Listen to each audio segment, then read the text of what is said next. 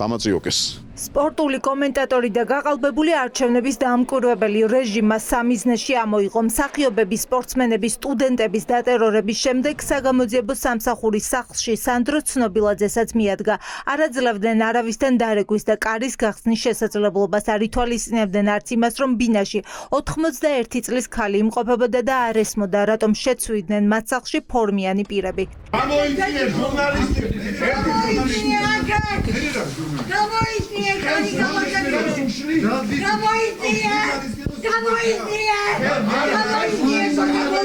ტრეკაზე შემოვიდნენ დილას და შესაბამისად ეხლა მიმდინარეობს საგამოძიებო მოქმედებები, არ მაღებინებს კარებს არავიზე, ჩვეულებრივად იმას რომ სულ აქციებზე ვარ და ამათი დედის უნდა გავაჩინო მაგას უკავშირდა.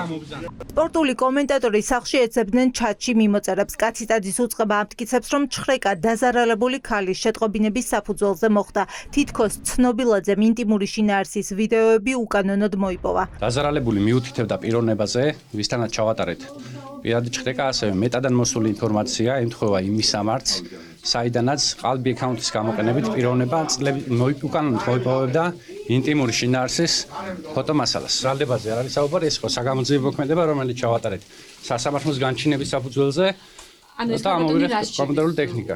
სანდრო ცნობილაძის მიმართ აქვს ამსახველი ინტიმური შინაარსის ფოტოებთან დაკავშირებით. სანდრო სხვა დეტალებს ამ ეტაპზე ვერ გეტყვით. სკანდალის შემდეგ საგამოძიებო სამსახურმა გაასაჯაროვა ქალის დაკითხვის ოქმი, რომელიც 8 თვის წინანდელია. აქ წერია, რომ ქალი მისი სურვილით Facebook მომხმარებელს უგზავნიდა მისი ინტიმური შინაარსის ფოტოებს 2 წლის განმავლობაში.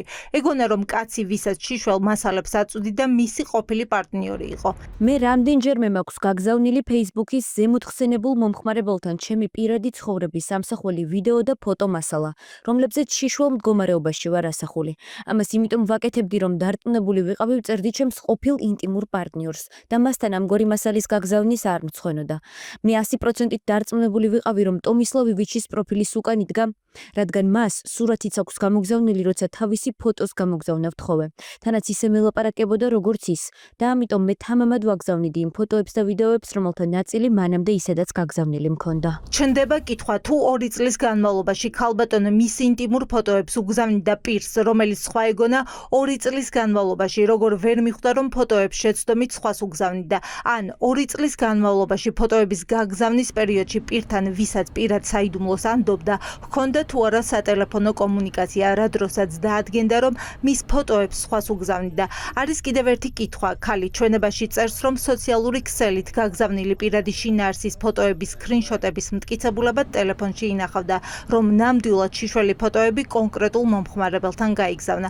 გასაჯაროებულ ჩვენებაში არსად არ არის საუბარი, რომ ფოტოები გაიგზავნა კონკრეტულად სანდრო ცნობილაძის გვერდზე. ყველგან ფიგურირებს პროფილი ტომისლავ ივიჩი. ჩვეულებრივი შანტაჟის მეთოდია. ყველამ ძალიან კარგად იცის და აქვე კიდევ ერთხელ დავაფიქსირებ აუცილებლად, რომ მაინც ყველა შემთხვევაში ყოველ დღე ვიდგები აქციებზე, ყოველ დღე მივალ, ყოველ დღე გავაპროტესტებ. სანდრო ცნობილაძესთან Facebook მიმოწერის მოტივით ბინაში შესვლამ დაადასტურა, რომ სახელმწიფო უწყებები მეტასთან თანამშრომლობენ და საჭიროების შემთხვევაში ყველას მესიჯებს ნახულობენ. შესაძლოა მიმოწერის გადამოწმების საბაბი საგამოძიებო უწყებებმა გამოიყენონ და მათ ხელში აღმოჩნდეს არა მხოლოდ შეტყობინებები, არამედ თქვენი მობილური და კომპიუტერიც. საფრთხე ჩემს აქ ძალიან აშკარა არის, თუნდაც არაფერი განსაკუთრებული არ იყოს, მაგალითად თუნდაც IP მისამართი იყოს ეს ინფორმაცია, ესეც კი შეიძლება რომ ქართული ეგრეთ წოდებული გამოძიებისთვის გახდეს რაღაცის მაგალითად სახში შესვლის და კომენტარის ამოღების საბაბი, ხო?